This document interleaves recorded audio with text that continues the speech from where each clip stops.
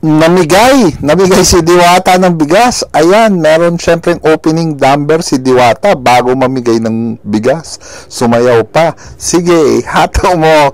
Yan, sige, hataw mo ng ihataw. Yung bigas po, ibibigay namin lahat yan lang kadami. Yung hindi aabutin, kasi sobrang dami nyo, pasensya na po kayo kasi yan lang ang binigay nila. Maliwanag po ba?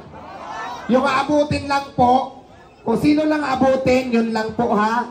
Pag wala na tayong magagawa kasi yun lang po yung bigay na dumating. So, sana naman, maliwanag yung sinabi ko. Baka mamaya mag-expect kayo na mabibigyan kayong lahat, tapos wala akong maibigay, ibabas na naman ako. So, dalawang pila na maliwanag. ICT.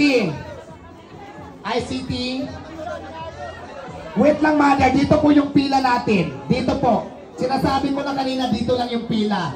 Kaya maliwanag na dito ako kukuha. Maliwanag, ha? Maliwanag. Walang magtutulakan. Yung ICT. Yung nandito na una, bibigyan mo palabasin. Pag naubos na, stop na. Kaya magpapaakyat kang paki-assist. Para hindi tayo magulo. Okay? Kaya ano lang muna tayo dyan, guys. Para hindi huwag muna sa stage. Yung umakyat sa kamabigyan dito na, diretso na. Ayan, diretso na, bigyan na. Yung mga umakyat. Kuya, huwag magulo. May pila tayo, kuya, may pila.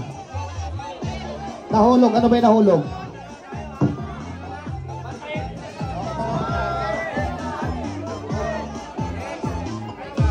So ayan, makikita natin na napakabait ni Diwata, Shinare niya yung mga blessings niya sa mga tao.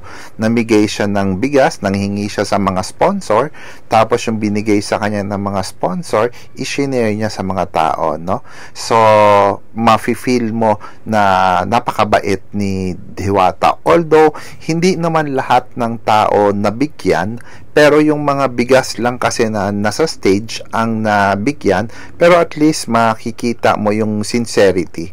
Yun lang, and bye!